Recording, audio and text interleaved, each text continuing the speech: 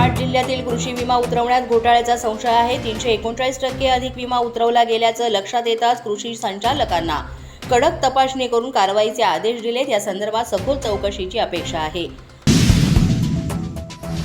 अहमदनगरमध्ये बनावट दिव्यांग प्रमाणपत्र प्रकरण उघडकीस. अहमदनगरच्या भडगाव जिल्हा रुग्णालयातून बनावट दिव्यांग प्रमाणपत्र मिळवणाऱ्या 4 जणांवर कारवाई करण्यात आली आहे.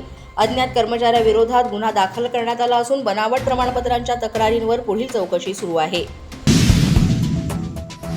देवेंद्र फडणवीस अटकेची वाट पाहत आहेत. अनिल देशमुख यांचा आरोप.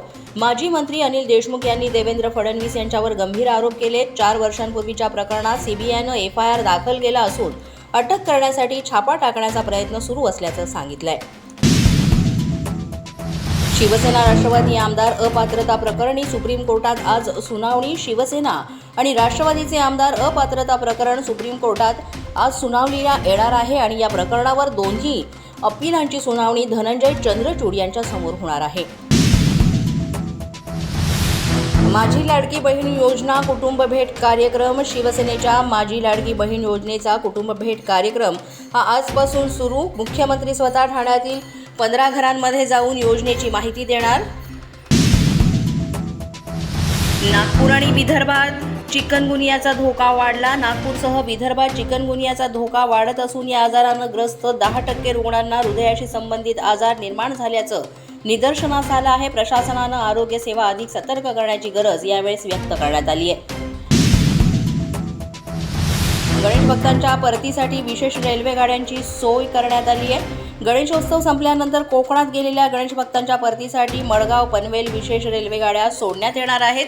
रेल्वे प्रशासनानं गर्दी लक्षात घेऊन अतिरिक्त गाड्यांची सोय केली आहे. आज गौराई आगमन. माहेर वाशिणींसाठी घराघरात लगबग. आज गौराईचं आगमन होत असून 1.5 दिवसांच्या माहेर वाशिणींचा पाहुणचार सुरू करण्यासाठी घराघरात तयारी सुरू आहे. अनेक ठिकाणी विशेष सजावट आणि धार्मिक कार्यक्रमांचं आयोजन करण्यात आलंय. IPhone 16 series launch. किंमत 67,000 पुढे. आयफोन 16 सिरीजचं लॉन्चिंग झालं असून या सिरीजची किंमत 67,000 75,000 आहे. आयफोनच्या नव्या फीचर्स आणि डिझाईनला ग्राहकांकडून मोठा प्रतिसाद मिळण्याची अपेक्षा आहे. अशाच नवनवीन आणि ताज्या घडामोडी पाहण्यासाठी पोलीस माझा न्यूजच्या चॅनेलला सबस्क्राईब करा. आमचं फेसबुक, ट्विटर आणि इंस्टाग्राम पेज आहे ते सुद्धा फॉलो करा. तसंच अधिक माहितीसाठी पोलीस माझा न्यूजची वेबसाईट आहे www.polismazha.com या वेबसाईटला अवश्य भेट द्या.